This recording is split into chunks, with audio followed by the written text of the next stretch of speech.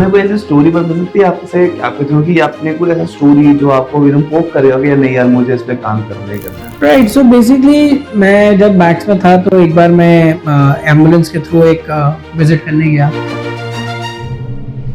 उन्होंने मैक्स से एम्बुलेंस बुलाई थी और मैं एम्बुलेंस में ही गया। तब वहाँ पे मैंने देखा कि 85 इयर्स की आंटी जी, उनका बेड रिडन और हॉस्पिटल बेड अंदर लगा हुआ है, बिकॉज मैक्स का ही होम केयर चल रहा था। So how did you find कैसे होम केयर एक मरीज को जल्दी ठीक करने के काम आएगा? Hospital bed, air mattress, monitor, suction machine, IV stand, DVD pump, एक नर्स फुल टाइम, एक अटेंडेंट और डॉक्टर की online monitoring through our digital system. From ICU to normal पहुंच गया वो जस्ट बिकॉज आपका होम केयर की वजह से। आप ये देखिए, जो एनवायरनमेंट किसी पेशेंट को मिलता है अपने परिवार के बीच मिलता है, medical expertise, nursing care, physiotherapy and family support. जो उसके पेशेंट्स के जो साथ वाले होंगे वो ये समझ आए नहीं यार यहाँ पे चीज बिगड़ रही है, इनको हॉस्पिटल लेके जाना अब जरूरी हो गया है। तो इन दोनों केसेस के पैरेंट, एक होता है, हम बात करते हैं ICU patients, families are facing the problem with the cash flow, क्योंकि उनको इतना पैसा देना पड़ जाता है, उनके बिल्स इतने बड़े बन जाते हैं कि अगर मैं घर गया और पेशेंट फिर बीमार हो गया तो क्या होगा। हम लोग कई बार गलती क्या करते हैं, हम बहुत बड़े बड़े नाम सुन लेते हैं कि जी ये वहाँ पे सुपर स्पेशलिस्ट हैं, जी ये वहाँ पे एचओडी हैं।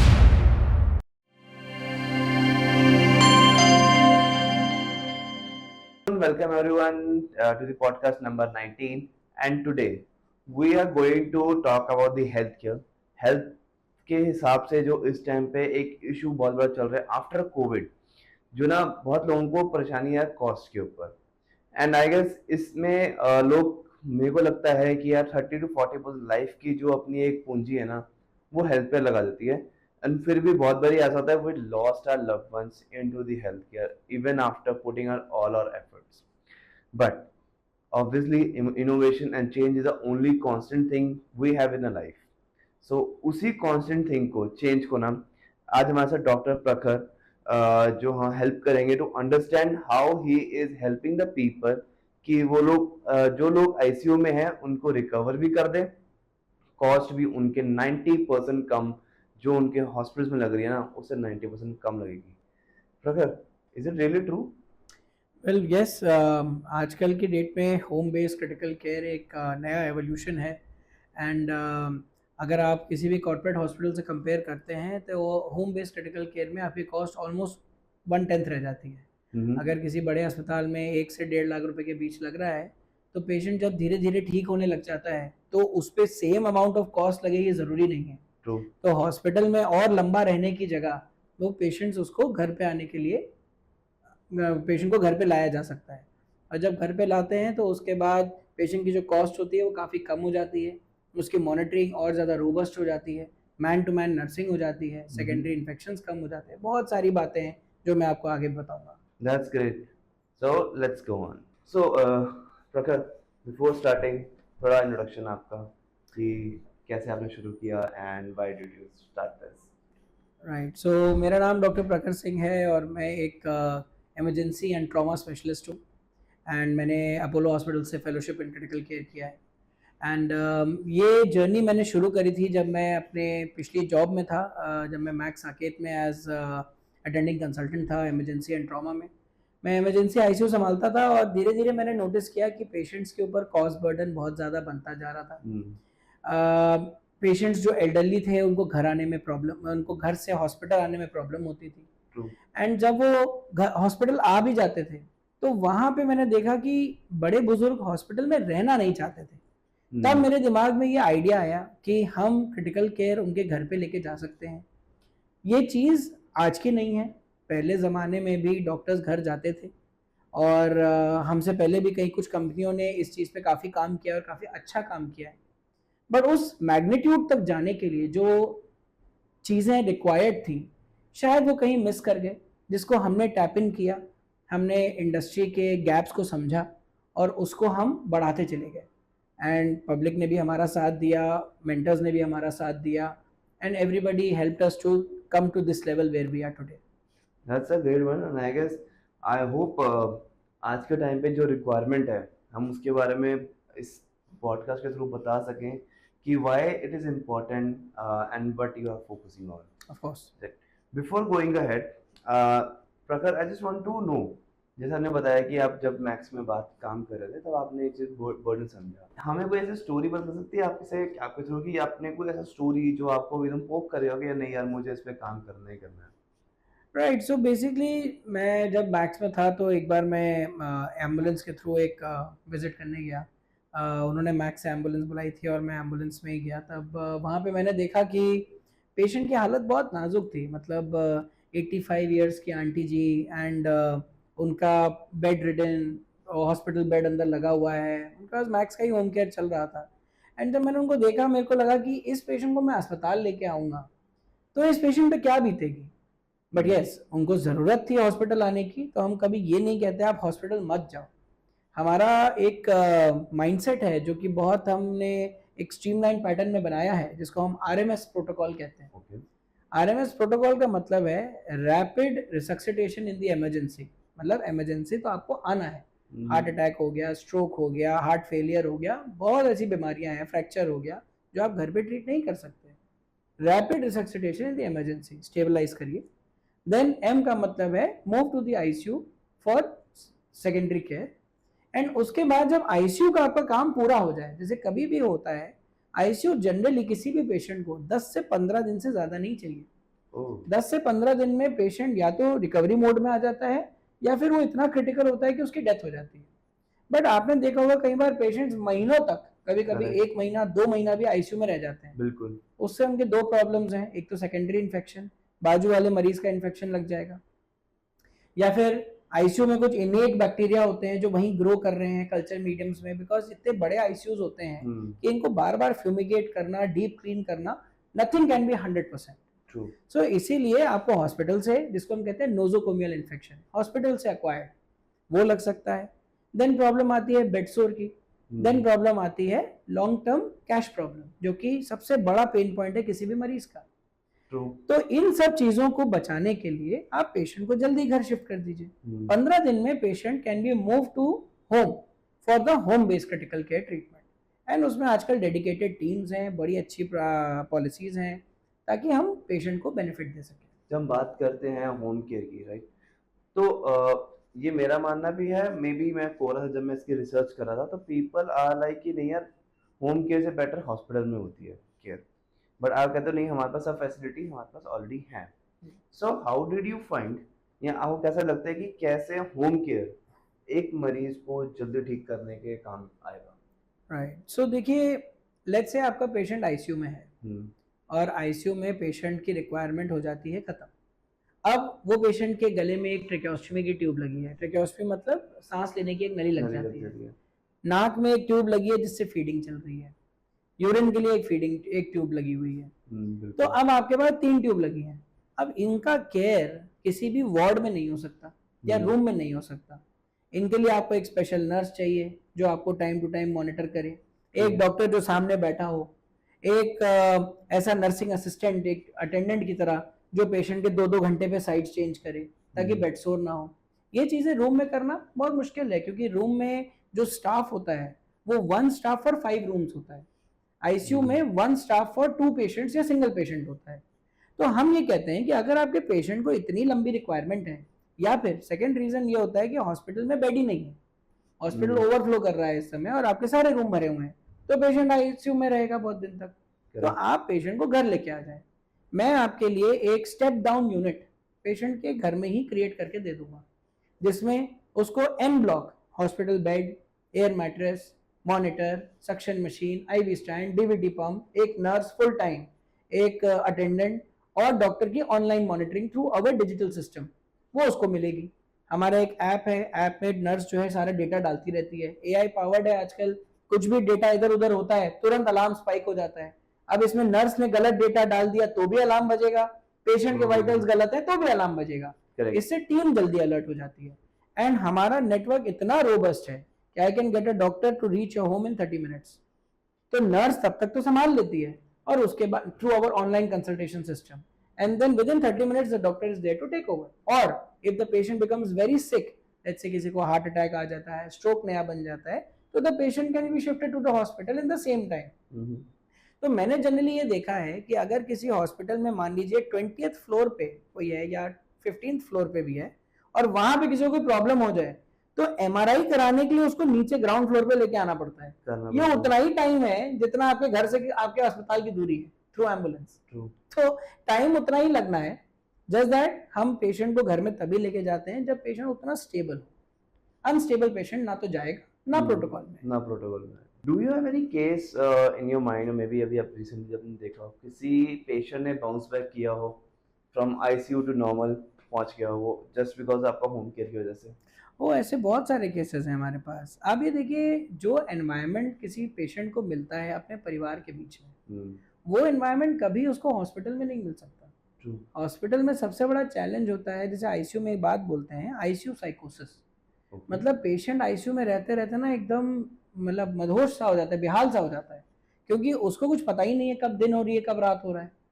तो ऐसे में जब वो अपने घर में होता है, अपने परिवार का नाम सुनता है, काम सुनता है, आवाज़ सुनता है, अपने टीवी देखता है, क्योंकि मरीज चाहे ट्रिकोस्टमी पे है, चाहे वो लेटा हुआ है, चाहे वो बैठा हुआ है, वो एक एनवायरनमेंट को परसीव कर रहा है। एंड घर का खाना, सबसे बड़ी बात है घर का खाना। हमारे जितने भी मरीज हैं जब घर में जाते हैं तो हम उनको नाक से जो उनकी फीडिंग चल रही है वो तो है ही, लेकिन साथ में जो उनको मुंह से हल्का हल्का स्वाद चटा चटा के उनकी जो जबान की एक टेस्ट बनाई जाती है, ये बहुत इंपॉर्टेंट है किसी भी पेशेंट के रिहैबिलिटेशन के लिए। ऐसा क्यों? क्योंकि देखिए, आपने देखा होगा हमेशा स्वाद इंसान के रोंगटे खड़े कर देता है। एक व्यक्ति के दिल तक पहुंचने का रास्ता उसके पेट से होकर गुजरता है, ये बहुत पुरानी कहावत है। तो हम क्या करते हैं, धीरे धीरे पहले उनको शहद चटाना, शहद के बाद हल्का खाना चटाना, वो चाट चाट के ना उनके सॉल्विंग रिफ्लेक्स, जैसे हम छोटे बच्चों को करते हैं, छोटे बच्चों में भी यही होता है। तो इसमें जो फैमिली है उसका एक बहुत बड़ा सपोर्ट होता है। साथ ही साथ उनके वाइफ हो गए, बच्चे हो गए, माँ बाप हो गए, वो सब साथ बैठते हैं, उनके साथ बातें करते हैं। एंड वोकल थेरेपी एक बहुत बड़ा कंपोनेंट होता है, जो कि बड़े हॉस्पिटल्स में क्या प्रॉब्लम है, आपको मिलने के लिए 5 से 10 मिनट दिए जाते हैं। करेक्ट। 10 से 15 मिनट डॉक्टर से बात करने के लिए दिए जाते हैं, और उसके बाद फिर और दिन में ये चीज एक बार होती है। कोविड के बाद से थोड़ा मुश्किल हो गया है, क्योंकि पहले तो 2 बार होती थी, अब कई जगहों पे एक ही बार होती है। आप सोचिए 24 घंटे में आप अपने परिवार से एक बार मिल पा रहे हैं 10 मिनट के लिए, ये बहुत डिप्रिवेशन है। तो जब पेशेंट को रिकवरी होनी है तब ये सब साथ मिलकर ही काम हो सकता है। Medical expertise, nursing care, physiotherapy and family support, very much important. So इसका मतलब है जितना हम फैमिली केयर के आसपास जैसे रहता है कि यार value your family. Yes. So I guess value वो इसीलिए होती है क्योंकि लास्ट में आके उन्होंने ही साथ में रहना है, ना कि किसी और चीज में। Ultimately family has to support. आपने अगर मूवी देखी हो 3 इडियट्स, उसमें भी ऐसे ही दिखाया है। उसमें जब शर्मन जोशी के हाथ पैर टूट जाते हैं तो फैमिली बात कर करके उसको उसके रिफ्लेक्सेस बिल्ड कराती है। And this is scientific. ऐसा नहीं है कि it is only story telling, ऐसा बहुत बार हुआ है। सो प्रखर, यहाँ पे मैं एक चीज पैरामीटर हम बोल लेते हैं, कैसे 2 चीजों के पैरामीटर। पहला कि पेशेंट के साथ कि यहाँ पेशेंट खुद भी ये समझ सके कि मैं कब घर जा सकता हूँ, अब इसके बाद मेरे को मैं स्टेबल हो चुका हूँ, बट डॉक्टर फिर भी इसको थोड़ा सा स्ट्रेच कर रहे हैं। On the other hand parameters from home to hospital, जो उसके पेशेंट्स के जो साथ वाले होंगे वो ये समझ आए नहीं यार यहाँ पे चीज बिगड़ रही है, इनको हॉस्पिटल लेके जाना अब जरूरी हो गया है। तो इन दोनों केसेस के पैरामीटर्स। राइट, तो पहले डिस्कस करते हैं कि पेशेंट हॉस्पिटल से घर कैसे आ सकता है। करेक्ट। देखिए, एक तो होता है पेशेंट ठीक हो जाए और खुद बोले कि भाई अब मैं अच्छा फील कर रहा हूँ, फीवर नहीं आ रहा है, अगर फीवर में एडमिट हुआ था या कहीं दर्द हो रहा था तो वो दर्द ठीक हो गया है। एक होता है, हम बात करते हैं आईसीयू पेशेंट्स की। क्योंकि मेरा field emergency trauma and critical care रहा है, तो मैं आपको उस प्रोस्पेक्ट से बताता हूँ, because that is where families are facing the problem with the cash flow.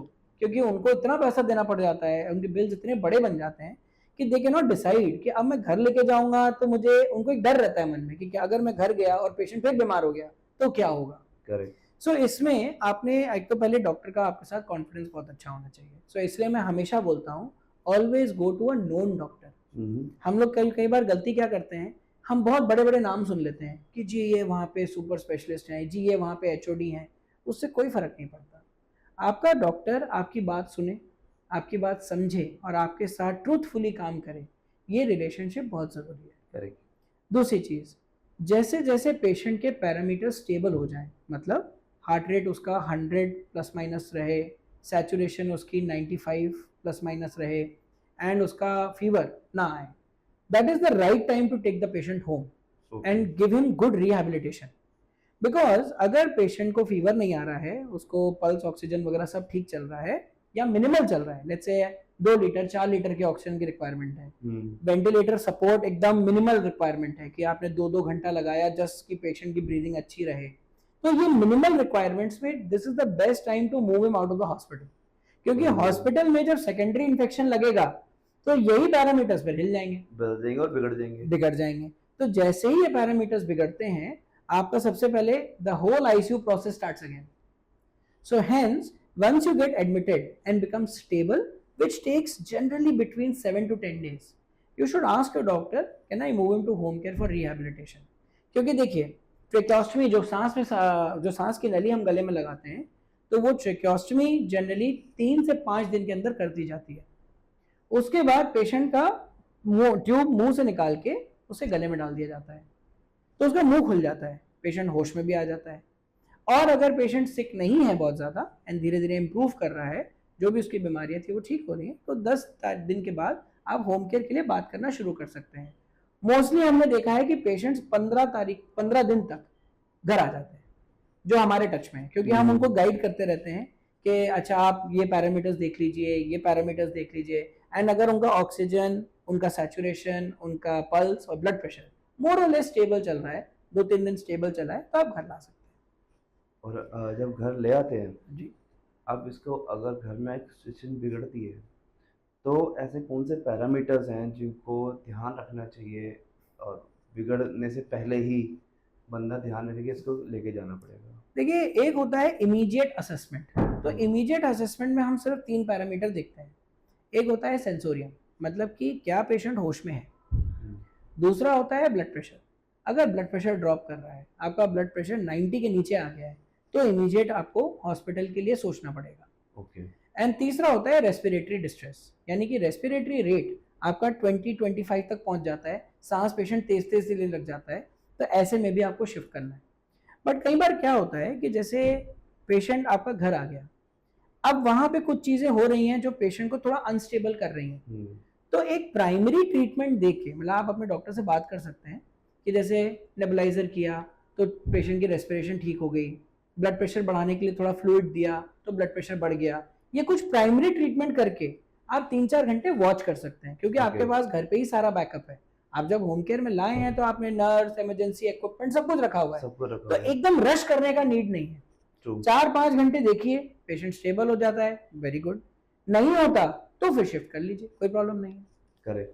So I guess अगर जैसे भी प्रखर ने बोला यार कि आप नजर बना के रखो, from this question was from a point of view the patients के जो साथ के पेरेंट्स हो गए, वाइफ हो गई, सिस्टर्स हो गए, जो उनका अटेंडेंट्स हैं, उनको वो चीज़ ध्यान रखनी पड़ती है। आई गेस वो चीज़ हर कोई नहीं रख पाएगा, बट यस अगर कोई आपके घर में हेल्थ केयर के लिए है या होम केयर में चल रहा है, आप ये चीज़ें ध्यान में रखो सो दैट कि कभी एक इश्यू आए तो आपके माइंड में ये बातें चलती रहनी चाहिए कि यार इन चीज़ों पे ध्यान रखना है, बेसिक केयर। नहीं तो कई बार क्या होता है हम लोग डिले कर जाते हैं इन चीज़ों पे, एंड ये डिले किसी की लाइफ के ऊपर। इसीलिए हमेशा मैं बोलता हूँ कि अनऑर्गेनाइज्ड होम केयर कभी नहीं लेना चाहिए। देखिए मार्केट में बहुत सारे ऐसे प्लेयर्स हैं जो अनऑर्गेनाइज्ड होम केयर देते हैं, मतलब कोई आपको इक्विपमेंट दे देगा, कोई नर्स दे देगा, कोई बोलेगा कि आपका डॉक्टर चलेगा, हम नर्स और इक्विपमेंट दे देंगे, कोई बोलेगा डॉक्टर भी हम ही देंगे। तो बहुत ऊपर नीचे हो रही है मार्केट, एंड इसीलिए अगर आप ऐसी इंडस्ट्री में काम कर रहे हैं, organization is always most important. तो हमारा हमेशा ये सजेशन रहता है हर उस पेशेंट के लिए, फैमिली के लिए जो होम केयर ढूंढ रही है, कि please look for an ecosystem. Don't look for कि मैं यहाँ से एक नर्स ले लेता हूँ, यहाँ से मैं थोड़े इक्विपमेंट ले लेता हूँ, क्योंकि कई बार लोग 100-500 रुपए बचाने के लिए भी ऐसा करते हैं, but then that could cost us the patients health. इसीलिए हमेशा एक ऑर्गेनाइज्ड इकोसिस्टम के लिए जाइए, आप अपने डॉक्टर को ट्रस्ट में लेके चलिए और अपने डॉक्टर को लूप में रखिए, क्योंकि उनको सारी हिस्ट्री पता है, and he will guide you at the moment of time. that is more important, I guess। and अगर आप सही बात बोलिए कि 2-4 रुपए के चक्कर में अगर हमने अपना बंदा खो दिया, जी जी बिल्कुल, वो लाइफ टाइम के लिए नहीं करा पाएंगे। एंड आई गेस तभी हम बात करते हैं कि यार सबसे ज़्यादा लोग हॉस्पिटल में या फिर जैसे अब नहीं लाना चाहते घर की, या कल को ये ना हो कि हमने पैसा नहीं लगाया। सर जब हम कॉस्ट की बात कर ही रहे हैं, तो अगर कितना फर्क पड़ता है एक बंदे को अगर वो होम केयर में आईसीयू में आए या कॉर्पोरेट ऑफिस में या किसी भी कॉर्पोरेट हॉस्पिटल में हो, तो राइट। क्या कॉस्टिंग की डिफरेंस है? सो देखिए, आज तक मैंने जो ऑन एंड ऑफ नोटिस किया है, an average cost of an ICU in a corporate setup is anywhere around 1 lakh plus minus 10%, and that is per day. So that is one a lakh lot per of day? money. Yes, so that is a lot of money. देखिए, जो patient cash में पे कर रहा है उसके लिए तो बहुत ही ज़्यादा है. बहुत ज़्यादा। जो इंश्योरेंस में पे कर रहा है, आप सोचिए इंडिया में इंश्योरेंस मार्केट का पेनिट्रेशन बहुत कम है. 13% आर इंश्योर्ड प्राइवेट, एंड इसमें maximum insurances are between 5 to 7 lakh rupees. जो 10 lakhs एंड प्लस हैं वो हार्डली 1 to 2% है. तो 5 लाख रुपए मतलब 5 दिन, 5 दिन। 5 दिन खत्म. अब आपको बाकी तो अपनी जेब से भरना है. एंड मैंने एक कहावत कहीं पढ़ी थी, an Indian middle class is just 1 medical bill away from bankruptcy. एक मेडिकल बिल और आपका सारा सेविंग्स खत्म. करेक्ट। इसीलिए हम हमेशा ये गाइडेंस अपने सारे लिसनर्स को एंड सारे पेशेंट्स को देते हैं कि आप जब हॉस्पिटल पहुंचते हैं, स्टेबलाइज करके आईसीयू चले जाइए, लेकिन आप अपने बजट के हिसाब से, अपने ट्रीटमेंट के हिसाब से, अपने स्टेप डाउन ऑप्शंस को रेडी रखिए. जैसे आपने लाइफ सेविंग कर लिया किसी बड़े अस्पताल में, अब ऑब्वियसली किसी को हार्ट में स्टेंट लगना है, स्ट्रोक का मैनेजमेंट है, ये सब छोटे अस्पतालों में नहीं हो सकता. इसके लिए आपको एक बिग कॉर्पोरेट सेटअप चाहिए जहाँ पे हर चीज़ रेडीली अवेलेबल हो. ठीक है, आप वहाँ गए, आपने अपने आप को स्टेबल कर लिया, and then when you are good enough, I would not say in the best of health, but when you are good enough, then you try to look for step down units. That means you shift the patient from a big corporate to a step down hospital which can give you the similar kind of ICU experience but at a fractional rate. तो ऐसे ICUs जो हैं आजकल दिल्ली में काफ़ी सारे हैं, and उनके साथ हमने भी काफ़ी काम किया है. तो उसमें यह है कि वो लोग जनरली चार्ज करते हैं anywhere between 25 to 30,000 per day, and this includes all the medicines. And medicine भी वही हैं जो वहां लग रही हैं, वही हैं जो यहाँ लग रही हैं. राइट. अब उसके बाद जब पेशेंट स्टेप डाउन में आ जाता है तो 2-3 दिन स्टेप डाउन में स्टेबल करके then you shift to home care. वहां पे आपकी रफली कॉस्ट आ जाती है anywhere around 10 to 12,000 per day including medicine and all equipment. आप कह रहे हो कि पूरा 90% का फर्क है? ऑलमोस्ट 90% का फर्क आ जाता है. अगर मैं 90 नहीं भी लेता, मैं 80 भी लेता हूँ, चलो बिल्कुल, जस्ट एक ball park number, but it's a huge gap. Huge difference. But still people are not aware of it. यार तो सोचते भी नहीं इसके बारे में. देखिए आजकल ना, देखिए वो प्रॉब्लम होती है डर की. वो सोचते नहीं है क्योंकि उनको एक सिक्योर एनवायरनमेंट मिलता है हॉस्पिटल में, बट ये तो डॉक्टर के ऊपर है कि वो कितनी जल्दी पेशेंट को शिफ्ट करने के लिए रेडी है. आजकल बहुत सारे कॉर्पोरेट हॉस्पिटल्स भी होम केयर चलाते हैं, and they are also requesting patients कि आप होम केयर में चले जाइए. हम भी करते हैं, हम भी रिक्वेस्ट करते हैं कि आप होम केयर में चले जाइए, क्योंकि आजकल की रिक्वायरमेंट है पेशेंट की longevity and quality of life. वो चीज़ हॉस्पिटल में रहते रहते कोई नहीं इंश्योर कर पाएगा. That's a huge thing which you are telling us, because दोनों चीज़ें होती हैं कि हॉस्पिटल में लॉन्गेविटी का नहीं पता, घर पे भी नहीं पता, बट कॉस्ट एक बहुत बड़ा एक जैसा ने बोला कि यार सिर्फ एक बिल ही है, मेडिकल बिल, जो हमें एज अ मिडिल क्लास को लोअर मिडिल क्लास या फिर बीपीएल में ला देगा. तो अब इसमें ना एक मेरे को आता है, कुछ टाइम पहले मेरे एक अंकल हार्ट अटैक आया था, एंड ही वाज लाइक यार क्या, उनके बच्चे ने कॉल किया कि भाई क्या करना है. नहीं, इसको आप लेके चलो, हम लोग भी आ रहे हैं. सो मेरे लोकल में हम लोग ले गए थे उनको. तो वहाँ हमारा पेशेंट बैठा हुआ है इमरजेंसी में, ऐसे करके बैठे हुए हैं, हमें दिख रहा है. वो कह रहे पहले एडवांस जमा करो करो, अगर इंश्योरेंस है तो काट दो. ऑब्वियसली उस थॉट प्रोसेस में इंश्योरेंस काटना नहीं होता. राइट. अब ऐसा तो है नहीं कि हमने इमरजेंसी में रखा हुआ है. जब तक वो घर गए वापस से उन्होंने शुरू किया स्टंट डलना था. तो उन्होंने कहा स्टंट डलना है, आप बता दो ईसीजी हो गया, स्टंट डलना है. मैंने कहा ठीक है आप शुरू करो, या फिर कुछ और चाहिए. कह रहे हाँ हम लोग कर रहे हैं, आप लोग पहले इमरजेंसी के लिए वो लेके आओ, लाइसेंस कह रहा हूँ, कार्ड लेके आओ.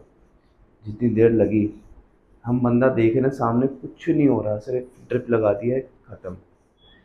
हो सकता है उन्होंने वो प्रोसीजर पहले कर दिया हो, या वो वेट कर रहे हैं. उन्होंने बोला कि, और ऑन दी कॉन्ट्रेरी जब आ गया हमारे पास कार्ड, डिसाइड कि स्टंट अभी डलेगा. 2 घंटे के अंदर हार्ट अटैक के 2 घंटे के अंदर स्टंट डल जाना है। हम्म, बट हम वहाँ से लेके आके पेशेंट हमने 6 दिन बाद डलवाया। तो मुझे वहाँ पे ये फील आया कि वो डॉक्टर जिसने हॉस्पिटल का नाम नहीं लूँगा यहाँ पे मैं, वो डॉक्टर उसी टाइम पे स्टंट डालने का जो कॉस्ट ले रहा था उसकी आधी कॉस्ट में स्टंट डला है। राइट। सो देखिए, इसमें ना दो बातें होती हैं। पहला, ऑन प्रेजेंटेशन क्या फीचर्स थे, क्या ईसीजी था, and if, because I am sure आपके पास ईसीजी होगा, आप उसको एक बार रिव्यू करा सकते हैं, सेकेंडरी ओपिनियन ले सकते हैं। तो इसमें जनरली क्या होता है कि अगर ईसीजी में एक फ्रैंक मायोकार्डियल इन्फाक्शन यानी कि complete blockage of the artery दिख रहा है, जिसको हम कहते हैं हार्ट अटैक, और अगर वो दिख रहा है तो the stent according to the guidelines has to be put within 120 minutes. It is as per guideline. Okay. So अगर उस ईसीजी में एमआई था और अगर आपके डॉक्टर ने ये सजेस्ट किया है कि अभी स्टेंट डाल दो, और अगर उसने ईसीजी को कोरिलेट करके सजेस्ट किया है, then it is the right suggestion. Okay. अगर उसने ईसीजी से कोरिलेट करके सजेशन नहीं दिया, then it may be wrong. So this can be commented upon when we have seen the ECG. True. दूसरी चीज, जब किसी को हार्ट अटैक आता है, बॉडी उसको प्रोटेक्ट करने की कोशिश करती है। बॉडी प्रोटेक्ट कैसे करती है? वो कोलैटरल्स खोलना शुरू करती है। कोलैटरल्स का मतलब, एक आर्टरी जा रही है, यहाँ पे ब्लॉकेज है, तो यहाँ से नए ब्लड वेसल्स बनने लग जाते हैं। अच्छा। क्योंकि ये बॉडी का एक प्रोसेस होता है, इसे हम कहते हैं एंजियोजेनेसिस या कोलैटरल फॉर्मेशन। तो वो कोलैटरल्स बनते हैं। कई बार इस कारण से भी पेशेंट का ब्लड फ्लो शंट हो जाता है। बेसिकली आप अगर मेन रोड पे जा रहे हैं, वहां जाम लगा है, आपने एक कॉलोनी के अंदर से काट लिया, तो पहुंचे तो उसी जगह पे, लेकिन आपने एक रोड दूसरी ले ली। तो ये भी एक बात होती है। दूसरा, जब आप हॉस्पिटल पहुंचे, आई एम श्योर उन्होंने कुछ तो दवाई दी होगी, जैसे पेन किलर दिया होगा, ब्लड थिनर दिया होगा, चबाने के लिए टैबलेट देते हैं लोग ना, इकोस्प्रिन, क्लोपिडोग्रेल, टिकाग्रेल और ऐसे कुछ नाम है दवाइयों के, उनमें से कुछ भी दे देते हैं जो भी अवेलेबल होता है। एंड उससे क्या होता है, जो हार्ट अटैक की इंटेंसिटी होती है वो कम हो जाती है। यस, इमरजेंसी स्टेंटिंग प्रोसीजर्स पे एक छोटा सा प्रीमियम चार्ज तो होता है, which is for every emergency service, क्योंकि उसके लिए आपके लिए स्टाफ भी उतना रेडी रखा है उन्होंने। बिल्कुल रखा हुआ है। एंड एक कार्डियोलॉजिस्ट फुल टाइम डिप्लॉयड होता है 24 घंटे। एक कैथ लैब जिस अस्पताल में होती है, वहाँ 24 घंटे एक कार्डियोलॉजिस्ट चाहिए, तो वो 24 घंटे कार्डियोलॉजिस्ट है, 24 घंटे आपके लिए इमरजेंसी खुली है। तो hospital also has cost that it incurs. Then coming to the point कि आपने 6 दिन बाद स्टेंट डलवाया, हो सकता है वो कोलैटरल्स बनने शुरू हो गए होंगे, इस कारण से आपके जो अंकल थे उनको वो टाइम मिल गया। But that may not be the case in all patients. Sometimes the collaterals may not form. Sometimes the medicines may not work. इसलिए हर किसी पे ट्रीटमेंट जनरलाइज करेंगे ऐसा भी नहीं होता। हर किसी को सेम टाइप का स्टेंट डलता है ऐसा भी नहीं होता। हर किसी को एमआई आता है ऐसा भी नहीं होता। सो मेडिकल फील्ड में 1+1 2 नहीं होता। 1+1 11 भी हो सकता है और 1+1 0 भी हो सकता है। इसलिए आप कभी ये नहीं बोल सकते इस पेशेंट को ये हुआ तो उस पेशेंट को भी यही होगा, ऐसा नहीं। So, इसका मतलब every patient have is their own case study. उनकी अपनी केस स्टडी चलेगी तभी वो चीज। सो इसी वजह से काफी सारे जो डॉक्टर्स होते हैं वो काफी इंटेंस में भी रहते हैं, and they have to study thoroughly before going ahead with any kind of reports. इसमें मैं एक चीज ऐड करूंगा, जैसे कई बार ना पेशेंट्स को यहाँ दर्द होता है, 99% लोगों को ये पेन होगा गैस का, बट 1% को होगा ये हार्ट अटैक। इसीलिए हार्ट अटैक मतलब जो गैस का पेन है उसको हार्ट बर्न भी बोलते हैं। आप जब भी गैस के पेन को लेके हॉस्पिटल जाएंगे, हॉस्पिटल आपका ईसीजी करेगा। क्यों? क्योंकि 100 लोगों को अगर गैस का दर्द है या यहाँ पे दर्द है तो उसमें से 99 को तो गैस है, बट एक को हार्ट अटैक होगा। इसलिए स्क्रीनिंग सबकी करनी पड़ती है। करेक्ट। तो कोई भी हॉस्पिटल में ये कभी रिस्क नहीं लेगा कि मैं गैस का दर्द समझ के घर भेज दूं। ये तो मेरे खुद के घर में हो चुका है। अच्छा। हमारी मदर इन लॉ को हार्ट अटैक हुआ एंड वो गए किसी डॉक्टर के पास, उन्होंने बोला ये तो गैस का दर्द है, ये लो गोली, चले जाना। उस समय के लिए दर्द ठीक हो गया, पेन किलर दे दिया, गैस का इंजेक्शन लगा दिया, वापस गए and they stay in Bulandshahr. तो वहां पे एकाएक सुबह 5 बजे फिर दर्द उठ गया। जब वो पहुंची कार्डियोलॉजिस्ट के पास तो 4 आर्टरी ब्लॉक निकली एंजियोग्राफी में, तो तब से दर्द चला आ रहा था और वो लकी था, बच गई। हो बिल्कुल, सकता है इसमें कार्डियक अरेस्ट हो जाता। क्योंकि चारों के चारों में दर्द हो रही, चारों ब्लॉक्ड है, मतलब Yes. खून जाएगा कहाँ से? वही तो। सो इसीलिए डॉक्टर्स को भी एक्स्ट्रा कॉशियस रहना चाहिए। They should always see the negative कि यही प्रॉब्लम होगी जब तक मैं उसको रूल आउट नहीं कर लेता। True. हम हमेशा बोलते हैं assume there is something wrong unless you prove it right. तभी आप निश्चिंत होकर बैठिए कि हाँ जी मैंने सब कर लिया, अब कुछ गलत नहीं हो सकता। तब भी उसके बाद भी 1% चांस है। So Prakhar, so we are talking about more only health care, so इसमें एक बहुत इंपॉर्टेंट पार्ट भी आता है, वो है इंश्योरेंस। जी और आपने ऐसे भी पहले बोला कि यार इंश्योरेंस इंडिया में सिर्फ 13% ही है जी मैक्सिमम, में भी हमने देखा, बट उसमें भी ना बहुत ज़्यादा जो मैं देखता हूँ यार कि लोगों को प्रॉब्लम आती है, एंड मोस्टली प्रॉब्लम्स होती हैं जो हिडन क्लॉज होते हैं, राइट नो पेमेंट का, या नॉन पेमेंट वाले जो आइटम्स होते हैं, या फिर को पेमेंट के लिए हो जाती है, ठीक है ना, ये उनको फिर ट्रस्ट को वो करती है, बड़ा लोगों का ट्रस्ट उसमें टूट जाता है। तो इसको कैसे आप देखते हैं, कैसे सॉल्व हो सकता है ये चीज़? राइट। सो देखिए इंश्योरेंस का जो प्रोडक्ट होता है वो एक प्रकार से बहुत ज़्यादा पेशेंट के लिए फ़ायदेमंद चीज़ है।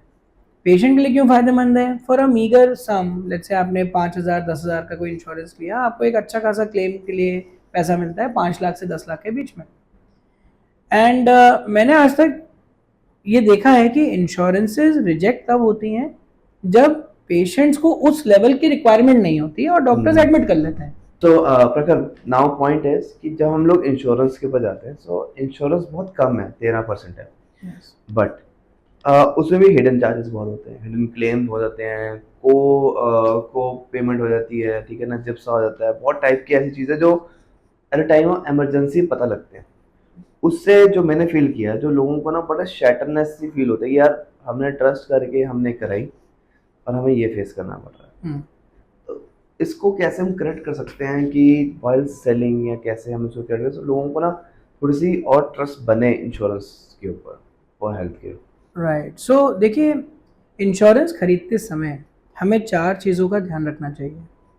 पहला, एक तो कॉस्ट जो आप पे कर रहे हैं प्रीमियम की, वो प्रीमियम जितना कम से कम हो उतना अच्छा, और उसमें कवरेज आपको जो बेस्ट से बेस्ट मिले उतनी अच्छी। आजकल काफ़ी कॉम्पिटिटिव है। There are about 32 insurances in India and बहुत अच्छे रेट्स पे they are offering insurance. Second होता है आपका बेड चार्जेस, कोपे, एंड जो आपको एक एडवांस पे करना पड़ता है at the time of admission, वो सारे आपके पेपर में लिस्टेड होते हैं। तो कितना परसेंट आपका कोपे होगा, कितना परसेंट आपका एडवांस होगा, और कितने आपके डिडक्शंस आएंगे, और कितने तक का रूम आप ले सकते हैं, वो आपके लिए देखना ज़रूरी है। दूसरा, ये देख के चलें कि आप हर बीमारी के लिए, चाहे बड़ी हो या छोटी, आप सीधा सबसे महंगे अस्पताल में ना जाएं, क्योंकि आपका इंश्योरेंस डिप्लीट भी उतना ही जल्दी होता है। एक एग्जाम्पल के तौर पे बताता हूँ, हमारे एक पेशेंट ने गॉल ब्लैडर की सर्जरी करवाई। The surgery was done at 2.5 lakh rupees at some corporate hospital, laparoscopic, and though it was given complete by the insurance, but policy 5 lakh की थी, अब 2.5 लाख तो खत्म। एंड वो फैमिली फ्लोटर प्लान था, उनके बच्चा एडमिट हुआ, उसके बाद कुछ और खत्म, तो 1 साल में 5 लाख खत्म हो गए। और यही सर्जरी अगर हम किसी ढंग के अच्छे रनिंग गुड सेटअप में, जहाँ पे डॉक्टर्स बहुत एक्सपीरियंस भी होते हैं, वहाँ कराएं, तो 1 to 1.5 लाख में हो जाएगी। करेक्ट। सो इंश्योरेंस आप जितना कम यूटिलाइज करेंगे, आपका क्लेम जितना कम होगा, आपका प्रीमियम उतना ही कम बढ़ेगा अगले साल। सो आज आपका प्रीमियम मान लीजिए 5,000 रुपये और आपने क्लेम ले लिया, तो आपको नो क्लेम बोनस नहीं मिलेगा। और अगर नो क्लेम बोनस आपका बहुत बड़ा है, अगर आपका क्लेम बहुत बड़ा है, तो आपका प्रीमियम भी उतना ही बढ़ जाएगा, बिकॉज इंश्योरेंस किसी ना किसी तरीके से आपसे रिकवर जरूर करेगी। छोटे हॉस्पिटल्स में थोड़ा बेनिफिट भी मिलता है, इसीलिए आपने देखा होगा आजकल बहुत सारे बड़े कॉर्पोरेट्स भी छोटे सेटअप्स भी खोल रहे हैं। एंड वो छोटे सेटअप्स में प्राइसेस कम होते हैं, डॉक्टर्स का एक्सपीरियंस वहाँ भी उतना ही है, एंड उससे पेशेंट को एक होमली फीलिंग भी आती है। एंड आजकल वहाँ पे भी आईसीयूज बनने लग गए हैं, छोटे सेटअप में भी उतने ही अच्छे आईसीयूज हैं जितने बड़े में हैं। तो कॉम्पिटिटिव लैंडस्केप बढ़ता जा रहा है, फैसिलिटीज़ छोटे लेवल पे भी उतनी ही बड़ी आ रही हैं जितनी बड़े पे थी। हॉस्पिटल्स में in house dialysis, ICU, critical care, बहुत अच्छे surgeons, physicians, cardiologist, neuro, nephro सब बैठ रहे हैं। तो सारे छोटे हॉस्पिटल्स भी आजकल बड़े सेटअप्स को टक्कर दे रहे हैं। हाँ, अगर आपके पास कोई स्पेसिफिक डिमांड है तो अलग बात है कि जी मेरे को तो यही डॉक्टर चाहिए, मैं नहीं जाऊंगा कहीं और, वो अलग बात होती है। But on the other hand अगर कोई बीमारी बड़ी नहीं है तो आई डोंट थिंक डॉक्टर का एक्सपर्टीज उतना मैटर करता है। बीमारी बहुत बड़ी है, बहुत प्रिसिशन जहाँ पे चाहिए, कोई बहुत कॉम्प्लेक्स केस है, तो yes I agree, you should definitely choose the best. दूसरी चीज आपको हमेशा इंश्योरेंस के समय जो ध्यान रखना होता है वो है को पेमेंट। तो कई बार को पेमेंट 10% भी होता है, 20% भी होता है, एंड ये आपको at the time of admission पता चलता है जनरली, बिकॉज हम डॉक्यूमेंट पढ़ते नहीं। तो कहीं कुछ इंश्योरेंसेस कॉम्प्रिहेंसिव कवरेज देती हैं जिसमें 100% कैशलेस होता है, और कई जगहों पे डिडक्शंस को आपको पे करना होता है at the time of discharge. एक और चीज जो बहुत इंपॉर्टेंट है इंश्योरेंस के नजरिए से, वो है emergency is never covered in any insurance. But लोग इसको गलत समझ लेते हैं। हॉस्पिटल ये बोलता है कि इमरजेंसी तो कवर होगा नहीं, वो इतना बोल के चुप हो जाता है। कई बार कभी कभी मिसकम्युनिकेशन हो जाता है, लोग समझते हैं अरे इमरजेंसी कवर नहीं होगा, आगे कैसे करेंगे, तो वो पेशेंट को लेके चले जाते हैं। बट ऐसा नहीं है, इमरजेंसी कवर नहीं हो रहा है अगर आप इमरजेंसी से डिस्चार्ज लेते हैं। आप पेशेंट का इमरजेंसी ट्रीटमेंट कराइए, पेशेंट को हॉस्पिटल में एडमिट करिए, 24 आवर्स के लिए उसको वहाँ रखिए, ऑब्जर्व करिए, और अगर नेक्स्ट डे आप डिस्चार्ज लेते हैं, जब भी डिस्चार्ज लेते हैं, तो एक हर इंश्योरेंस में एक क्लॉज होता है 60 डेज आगे का और 30 डेज पीछे का, ये दोनों कवर किया जाएगा। That includes emergency. तो आपके सारे doctor consultation, blood test, MRI scan, CT, ultrasound, कुछ भी हो, इमरजेंसी में जितना भी बिल बनाओ सब इंश्योरेंस कवर करेगी फ्रॉम द सम इंश्योर्ड। अब और भी अच्छी अच्छी चीजें आ गई हैं, अब तो होम बेस्ड केयर भी इंश्योरेंस में कवर होने लग गया। Maximum coverage is up to about 30% of sum insured. 10 lakh की पॉलिसी में 3 लाख का होम केयर मिल जाता है आपको। तो पेशेंट आपका मान लीजिए घर जा रहा है, तो 3 लाख रुपए के हिसाब से अगर मैं समझूं तो 1.5 से 2 महीना आप खींच सकते हैं, खींच सकते हैं, आराम से पेमेंट मिलती है। तो आई गेस आपने एक चीज सही यहाँ पे बताई है कि that if you are thinking कि आपका 90% पैसा बच रहा है तो 90% में आपका 10% इंश्योरेंस में भी है ये चीज। You don't to worry about the prospect किया 10 हम रोज के 10,000 अगर खर्च कर रहे हैं हम लोग।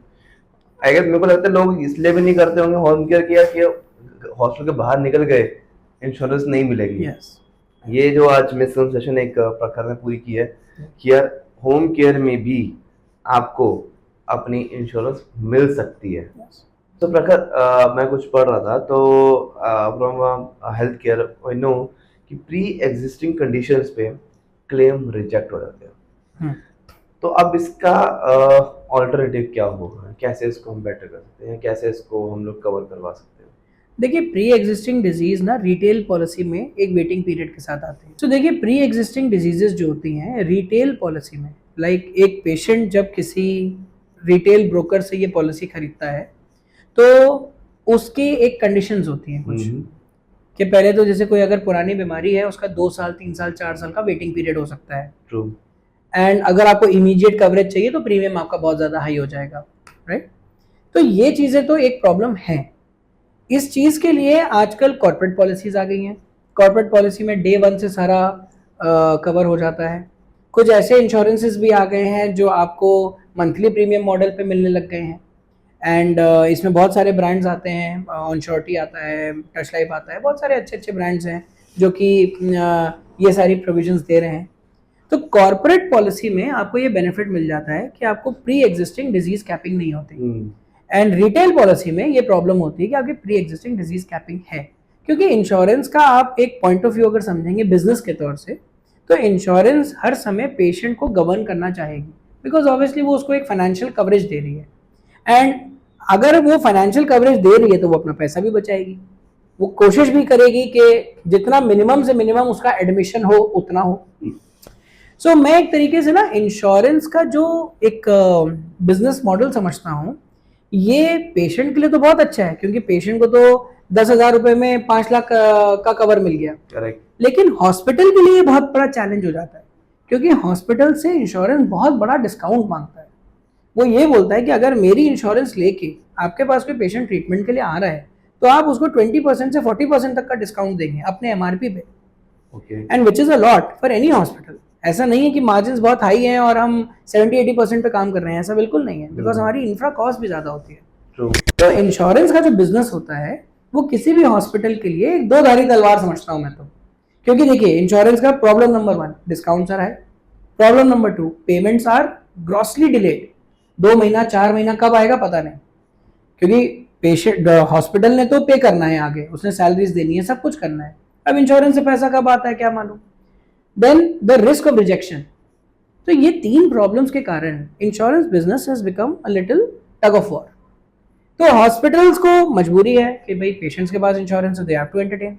गवर्नमेंट के भी रिस्ट्रिक्शंस बहुत आ गई हैं इंश्योरेंस में कि आपको कैशलेस देना होगा, एंड इंश्योरेंस के रिजेक्शन रेट्स भी बढ़ते जा रहे हैं। ये सब एक बहुत कॉम्प्लेक्स मेटाबॉलिज्म हो गया है। इस चीज को ध्यान में रखते हुए there is one thing which I would like to do, इसके इंश्योरेंस पॉलिसीज को गवर्नमेंट गवर्न करे। It is very important. अगर उसमें गवर्नमेंट मास्क लगा दे उसके ऊपर, तो आएगा हॉस्पिटल्स को भी और कस्टमर्स को भी काफ़ी बेनिफिशियल उसे मिल जाएगा। That's a good one, that's a good suggestion. I guess we can reach out to government on this. Maybe अगर कोई सुन रहा है तो you can take the suggestion from our side. तो प्रखर, सो नाउ मेरे पास थोड़ा सा एक जो हमारे नए स्किल सेट्स के साथ आ रहे हैं, ठीक है, यंगस्टर्स आ रहे हैं, उनके लिए थोड़े क्वेश्चंस हैं जो मैंने अभी तक देखा बहुत लोगों को कि यार जो मेरी हॉस्पिटल में बात भी होती है डॉक्टर से भी कि यार जो नए डॉक्टर्स आ रहे हैं स्किल्स के साथ, वो ज़्यादा कंपैशन नहीं होते हैं रिगार्डिंग दी डॉक्टरशिप या from for the point of view की ह्यूमन टच के साथ। क्या उनको ट्रेन जो किया जाता है, क्या वो एक ह्यूमनाइज वे में ट्रेन हो रहे हैं, यहाँ से अपने टारगेट को हिट करने के लिए ट्रेन हो रहे हैं? देखिए, I agree to one thing कि प्रैक्टिस, मेडिकल प्रैक्टिस आजकल बहुत कमर्शियल होती जा रही है। बट देखिए, कोई डॉक्टर ना दिल से बुरा नहीं होता, वो कभी अपने मरीज का बुरा नहीं चाहेगा। हाँ ठीक है, पैसा सब कमाना चाहते हैं। कुछ जो बहुत स्किल्ड होते हैं, जिनके ऊपर भगवान की बहुत मेहर होती है, जिसको कहते हैं ना हाथ की शफा होती है, तो वो डॉक्टर्स के पास इतना वॉल्यूम होता है कि उनको कुछ गलत करने की जरूरत ही नहीं पड़ती। अब कुछ होते हैं जिनके पास वो शफा शायद नहीं है, बट अब वो इस फील्ड में आ चुके हैं। तो मेरा एक एडवाइस हमेशा जूनियर डॉक्टर्स के लिए होता है, जो शायद अगर इस पॉडकास्ट को सुने, कि आप अपने मरीज के साथ जब तक रिश्ता नहीं बनाएंगे तब तक मरीज आपके साथ अटेम्प्ट ही नहीं करेगा रिश्ता बनाने के लिए। True. ये इनिशिएशन आपको करना है। मरीज नहीं बनाने आया आपसे रिश्ता, मरीज आपके पास तकलीफ लेके आया है। करेक्ट। वो तकलीफ में नहीं सोच रहा है कि मेरे को कोई रिश्ता बनाने आएगा या मैं क्या करूंगा, वो नहीं, उसको उसके दर्द हो रहा है, उसको उस दर्द का निवारण चाहिए। As a doctor, empathy, care and compassion, ये तीनों बहुत ही इंपॉर्टेंट पॉइंट्स हैं जो किसी भी पेशेंट के लिए सबसे ज़्यादा मायने रखते हैं। एंड डॉक्टर पेशेंट रिलेशनशिप वहीं से शुरू होता है। और मैं हमेशा अपने जूनियर्स को बोलता हूँ, आप पेशेंट को ऐसे समझिए कि आपका खुद का रिलेटिव सामने बैठा है। क्या आप अपने रिलेटिव से बदतमीजी से बात करेंगे? क्या आप अपने फादर से बदतमीजी से बात करेंगे? क्या आप अपने चाचा मामा ताया से बात करेंगे इस तरीके से? नहीं करेंगे। तो आप अपने मरीज को अपना फैमिली रिलेटिव समझिए, आप उससे प्यार से बात करिए। वो आपको अपनी प्रॉब्लम ही तो बता रहा है, वो और कुछ नहीं बोल रहा है। वो आपके घर परिवार के बारे में जानना नहीं चाहता, वो हेलो आई भी नहीं करेगा। मेरे को एक दिन में कम से कम 150 कॉल आते होंगे, लेकिन कोई ये नहीं पूछता कि डॉक्टर साहब आप कैसे हैं। सब फोन करके ये बोलते हैं, सर मेरे यहाँ दर्द हो रहा है, सर मेरी नाक बह रही है, सर मुझे छींक आ रही है, कुछ ना कुछ बोलते हैं। बट क्योंकि मैंने उन पेशेंट्स के साथ इतना रिलेशन बनाया, मैंने इतने उनके साथ रिश्ते बनाए एक तरीके से, अब वो भी मुझे फोन करके पूछते हैं, डॉक्टर साहब how are you, all well. तब बड़ा अच्छा लगता है कि यार अब ये एक कमर्शियल रिलेशनशिप नहीं है, ये एक जेन्युइन कंसिडरेट रिलेशनशिप है। एंड इसीलिए मैं अपने जूनियर्स को हमेशा बोलता हूँ कि अब आप ये मत समझिए कि आप एक एम्प्लॉई और एम्प्लॉयर देख रहे हैं या आप एक डॉक्टर और पेशेंट देख रहे हैं। आप उसको अपना दोस्त समझिए, बात करिए, आप उसको अपना फैमिली मेंबर समझिए। हाँ, ट्रीटमेंट करते समय ऑब्जेक्टिव रहिए। ये मत समझिए कि मैं ट्रीटमेंट कर रहा हूं तो ये मेरी माँ है, मेरी दादी है, मेरी बहन है। नहीं, ट्रीटमेंट करते समय you should be objective, no subjectivity. But relationship निभाते समय we learn to be subjective. तो आप अपना काम पूरा करिए, दवाई पूरी लिखिए, आप फीस भी पूरी चार्ज करिए। मैं ये नहीं कह रहा हूं कि आप कहीं पे भी अपना कॉम्प्रोमाइज करिए, आपने अपने लिए जो बेंचमार्क सेट किया है आप वो करिए। एंड कोई आपको ये नहीं कह सकता कि आप इतनी मत लो उतनी लो। आपको लग रहा है आप 1000 के वर्थ हैं, आप 1000 ले लो। आपको लग रहा है आप 500 के वर्थ हैं, आप 500 ले लो। आप किस वर्थ के हैं वो अपनी वर्थ आप खुद डिसाइड करिए। बट पेशेंट को जितना आप चार्ज कर रहे हैं उसका फुलफिलमेंट दीजिए। कल को आप बोलें कि जी मैं तो जी 10,000 चार्ज करूंगा और मैं आपके साथ 5 मिनट बिताऊंगा, that could be a little bit unrealistic. वो तब भी फायदेमंद तब होगा जब आपके पास एक्सपीरियंस होगा 20 साल का। I am sure, I am sure. So आज के टाइम में 20 साल के डॉक्टर, वो 5 शफा जैसे आपने बोला जी कि यार जी, उनको एक्सपीरियंस हो चुका है, उनको पता है वो हाथ पकड़ेंगे तो प्रॉब्लम कहाँ प्रॉब्लम कहाँ है। है, बिल्कुल जैसे अग्री। हमने कहा था कि हर एक पेशेंट एक अलग एक केस स्टडी है। अब उनको उन्हें इतनी केस स्टडीज पढ़ चुके हैं, उनको पता है कि यार कहाँ पे तो वो अपनी कला का ही लेंगे ना। बिल्कुल। तो I guess that's a good suggestion for the new. One more thing कि जो कॉर्पोरेट हॉस्पिटल्स हैं, they are more money minded nowadays rather than more human sensitive. Is it true? So I would not agree completely, because देखिए आजकल की date में जितने भी corporates हैं they are doing their best to provide the best of facilities to the patient. True. But एक hospital एक बहुत ही कॉम्प्लेक्स मशीनरी होता है।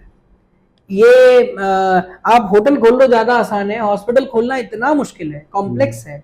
एंड उसमें जो वेरिएबल्स हैं वो इतने ज़्यादा हैं, प्लस जो infra and man power cost है वो इतनी हाई होती है कि आप उसको सस्टेन कैसे करेंगे। True. सरकार की तरफ से कोई बहुत मेजर बेनिफिट्स नहीं मिलते हैं, एंड अगर कोई बेनिफिट मिलते भी हैं तो सरकार उसके पूरा रिकवर भी करती है। जैसे लेट्स से सरकार ने आपको लैंड सस्ते में दी तो आपको गरीबों का इलाज सस्ते में करना है, फ्री में करना है, ऑन द कॉन्ट्ररी। एंड हर बड़े अस्पताल में 25% बेड्स फ्री ट्रीटमेंट के लिए रिजर्व होते हैं।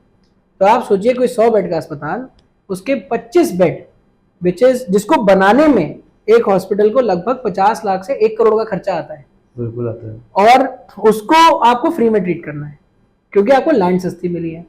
देन बिजली पानी पे कोई रिबेट नहीं होता, वो भी आपको कमर्शियल रेट्स पे देना है। हर हॉस्पिटल की कंस्ट्रक्शन महंगी होती है क्योंकि उसमें कुछ स्पेसिंग एंड हाइट्स के स्पेसिफिकेशंस हैं जो आपको फॉलो करना है। आपको एरिया भी ज़्यादा छोड़ना पड़ता है। आप ऐसा नहीं है कि आपने 100 गज लिया तो 100 गज में बेड के बेड बना दिए, नहीं। सो बहुत सारे कॉम्प्लिकेशंस हैं। हॉस्पिटल कहीं से तो कॉस्ट निकालेगा, उसको भी अपने डॉक्टरों को देना है, नर्सेस को देना है, प्लस 24 आवर रनिंग बिजनेस है। ये 24 आवर्स जब तक चलेगा, ये कैसे चलेगा? There has to be some fuel to any baker. So I agree कि there might be some commercialism, definitely will be there, but I don't completely agree with the point कि hospitals are blanket corrupt, ऐसा नहीं। Doctors आज भी जो बहुत अच्छे पुराने बड़े डॉक्टर्स हैं वो आज भी बहुत जेन्युइन प्रैक्टिस करते हैं। एंड आजकल पेशेंट भी इतना ज़्यादा जागरूक है कि वो सब समझ के आता है। उसको मालूम है कि जी मेरे को 2 स्टेंट पढ़ने हैं, मेरे को 2 ही पढ़ेंगे। लेट्स से 2 की जगह 3 स्टेंट डालने पड़ जाते हैं, तो पहले डॉक्टर बाहर आएगा, एंजियोग्राफी दिखाएगा, आपका अप्रूवल लेगा, सिग्नेचर लेगा, फिर स्टेंट डालेगा। बहुत ही रेयर केसेस में ऐसा होता है कि इमरजेंसी में काम कर दिया, but that is one odd case out of may be 1000। Otherwise every patient is very well informed कि उसका क्या बिल बन रहा है, उसको क्या मिल रहा है, एंड उनको पूरा हक है देखने का। इसमें पेशेंट्स को भी अपना राइट समझना चाहिए। True. बिल देखना आपका हक है, एमआरपीस पे डिस्कस करना आपका हक है। आप अपने बिल को कम करवा सकते हैं, नहीं तो आप हॉस्पिटल चेंज कर सकते हैं।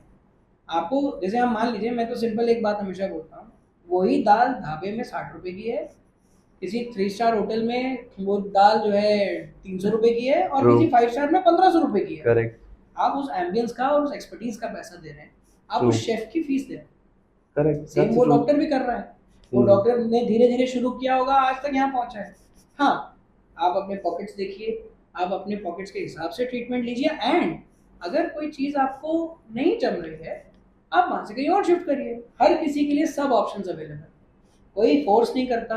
आज की डेट में आप फोर्स कर ही नहीं सकते ट्रीटमेंट के लिए। जैसा आपने बताया, आपके अंकल को बोला कि उन्होंने स्टेंट डालना है, करेक्ट, तो आपने उस समय डिसीजन लिया कि मैं बाद में सेकंड ओपिनियन लेके डालूंगा, बिल्कुल, एंड सेकंड ओपिनियन आपके लिए अच्छा साबित हुआ, बिल्कुल हुआ। बट ये चांस 50-50 है। 50, हाँ, ये तो है। अगर वो रिस्क आपने लिया तो चलिए, उस समय आपने कुछ इन्फॉर्म डिसीजंस लिए। अगर कोई अनजाने में ये रिस्क ले ले और वो बिल्कुल, फिर वो आई गेस पूरी लाइफ अपने आप को लगता है कि भाई रिग्रेट करेगा, लाइफ रिग्रेट हो जाती है। That's true. So I guess हम लोग यहाँ पे भी डिस्कस जो कर रहे हैं ना, हम लोग इसको जस्टिफाई भी नहीं कर रहे, ना ही हम लोग इसको गलत बोल रहे हैं, है ना, कि ये गलत है। So maybe on some point of time hospitals की नीड होती है करना, बट ऑन द कॉन्ट्रेरी आपका भी एक रिस्पॉन्सिबिलिटी बनती है, being a client, being a customer, being a patients hands, आपको उस चीज़ पर डिस्कस करना, क्वेश्चन पुट करना। बिकॉज हमारे यहाँ पे क्या होता है ना, हम लोग डॉक्टर्स को भगवान मानते हो, क्वेश्चन पूछते भी नहीं है, ऐसा नहीं होता। ask the questions. Doctors, I guess जब मैंने डॉक्टर्स को देखता है, they are always ready to help you up and clear your doubts. अब ये बोलो कि मैंने तो गूगल पे देखा था ना, तो वो फिर भड़क जाता है कि तुम गूगल पे देख लो, हमसे क्यों इलाज करवा रहे हो। So that was a great session with you. I just had a last question प्रखर, बिकॉज आज के टाइम पे एआई बहुत ज़्यादा आ रहा है। So now point is, will AI can replace doctors? So देखिए, I do not think an AI can replace the human touch. आज से 50 साल बाद क्या होगा I don't know, maybe बन भी जाए, बट True. आज की डेट में एआई ने बहुत लोगों को रिप्लेस कर दिया है। करेक्ट। लेकिन एआई मेरी मेडिकल नॉलेज को एम्पलीफाई करने में, आपने देखा होगा कि जितनी भी कंपनीज हेल्थ केयर सेक्टर में एआई में काम कर रही हैं, वो डॉक्टर की नॉलेज को एम्पलीफाई करने के लिए या डॉक्टर के टाइम को कम करने के लिए वर्क कर रही हैं। वो डॉक्टर को रिप्लेस करने के लिए काम नहीं कर रही। अभी तक किसी भी कंपनी में, I have seen so many AI companies, I have worked with so many of them, nobody is trying to make a replacement for a doctor. They are trying to reduce the workload. They are trying to bring the doctor to a a junction where they can support the doctor's diagnosis with good data, with good precision. जैसे अभी एक company के साथ मैं काम कर रहा था, वो एक्सरेज को एनोटेट करती थी एंड डायग्नोसिस बनाने की कोशिश करती थी। सो उन्होंने कुछ 25-30 हज़ार एक्सरेज पर डे एनोटेट किए, देखा क्या बनता है, कैसे बनता है, और वो नॉड्यूल्स एक एक चीज़ पकड़ ली। उसकी एक्यूरेसी भी 95% थी। एक डॉक्टर की अपनी एक्यूरेसी भी 95% होती है, राइट? सो हम ये नहीं कह रहे कि वो एआई 100% नहीं जाएगा, बिल्कुल जा सकता है। As machine learning becomes better, वो 100% भी चला जाएगा। बट अल्टीमेटली अप्रूवल तो एक डॉक्टर को ही देना है कि yes I still feel that this is right. So who demarcates that?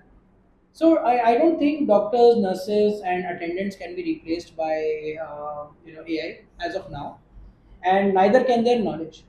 वो knowledge supplement हो सकती है, वो knowledge amplify हो सकती है, but वो replace नहीं हो सकती। That's even I think it's so कि डॉक्टर्स की नॉलेज काफ़ी महत्वपूर्ण है उस चीज़ के अंदर। एंड बहुत केसेस ऐसे होते हैं जो डॉक्टर्स समझ सकते हैं, बट एआई तो सिर्फ अपने डेटा के बेस पे होता है, और हर ह्यूमन बीइंग अपने हिसाब से एक अलग केस स्टडी है। बट जो एआई है, वो पीछे का जो डेटा होगा उसके बेसिस पे वो डिसीजन ले लेगी, and it can be harmful. But on the contrary, but जैसे रोबोटिक्स आज के आ चुके हैं, doctors are using robotics just to, तो डोंट बी दैट कि यार हम रोबोटिक्स से अपना सर्जरी नहीं करेंगे, करा सकते हो, और उसकी सक्सेस लेवल भी ऊपर है। बिकॉज उनके सेंसर्स भी होते हैं, उनको पता होता है, स्कैनिंग में साथ चल रही थी। But robotic surgery should be under the observation of doctors. Correct me if I am wrong. Yes, true. True. होता यही है। देखिए, एक रोबोटिक सर्जरी करने के लिए एक तो मशीन भी बहुत महंगी है। बिल्कुल। आई मीन आई थिंक कुछ मशीनें तो 10-10, 11-11 करोड़ की आती हैं। बिल्कुल आती है। डॉक्टर्स को रोबोटिक्स सीखने में लर्निंग कर्व भी लंबा होता है, and it is more cumbersome for them. Though it is better for the patient, but it is more time taking and tedious task for them. अब robotics cannot replace the doctor's skill. चला तो ultimately वही रहा है, but yes, it has reduced, and as I mentioned, it has amplified the doctor's knowledge. Correct. And it has reduced the time taken in a surgery. True. So doctor can do multiple procedures with the same time limit. The same time limit and same mindset as well. तो उनको इतना tiring भी नहीं लगेगा, उनके लिए भी एक अच्छी चीज़ होगी कि उनका जो उनकी टायरिंग थी, क्योंकि आज के बीच में अगर हमने देखा तो बहुत सारे डॉक्टर्स की कंप्लेंट थी यार, ओवर वर्कफ्लो हो चुका था उनका, और ओवर वर्कलोड रहता है, शायद ये उनके लिए वर्कलोड। एक डॉक्टर सिर्फ 3 या 4 घंटे सोता है पूरी दिन में। क्या बात, वो भी बहुत मुश्किल से। क्या बात, मेरा तो रात भर फोन बजते रहते हैं, तो भी मतलब किसी तरीके से उठा के you have to be active. या you have to function, because आप ये नहीं बोल सकते कि मैं जी थका हुआ था इसलिए मैंने इस मरीज का गलती हो गया है, वो नहीं बोल सकते. True. Thank you, Dr. Prakhar, for coming up and sharing the insights how the home care is helping people. And now, I guess after this podcast or after this knowledge, people have it. Maybe you will get a lot of questions from our viewers as well, because बहुत लोगों को अभी तक home care insurance, home care के बारे में इतनी information थी ही नहीं. So maybe that can really help you up. नहीं, मैं तो बिल्कुल चाहूँगा कि everybody should be well aware of their surroundings, in terms of आपके आसपास घर के पास कौन सा हॉस्पिटल है जो इमरजेंसीज टैकल कर सकता है. आप सबके पास अपने नियरेस्ट हॉस्पिटल का फ़ोन नंबर होना चाहिए. आपके पास एक डॉक्टर का फ़ोन नंबर स्टोर्ड होना चाहिए, बिकॉज नियरेस्ट इमरजेंसी सेंटर आपके घर से नॉट मोर देन 1 आवर होना चाहिए. So thank you Kumar for having me on this show, and I really wish हमारे जितने भी listeners हैं and जो इस podcast को देख रहे हैं, they follow certain steps to correct any kind of medical mishaps that may happen in and around their family. पहली चीज़, आपके पास अपनी नियरेस्ट इमरजेंसी सेंटर का नंबर स्टोर होना चाहिए. एक एम्बुलेंस का नंबर स्टोर करके रखिए, गवर्नमेंट का भी और नॉन गवर्नमेंट का भी. अपने एक फैमिली फिजिशियन का नंबर हमेशा रखिए. अपने फैमिली का एक फिजिशियन बनाएं, क्योंकि आपने जैसे पुराने मूवीज वगैरह में भी देखा होगा, डॉक्टर्स पेशेंट्स के घर आते थे, वो फैमिली के साथ मिल जाते थे. अक्सर ये बजाते जी की पिक्चरों में बहुत होता है. लेकिन ये कंसेप्ट हम लोग अब वापस लेके आ रहे हैं. हम चाहते हैं कि डॉक्टर्स फैमिलीज के साथ इंटरेक्ट करें और उनके फैमिली का एक हिस्सा बने.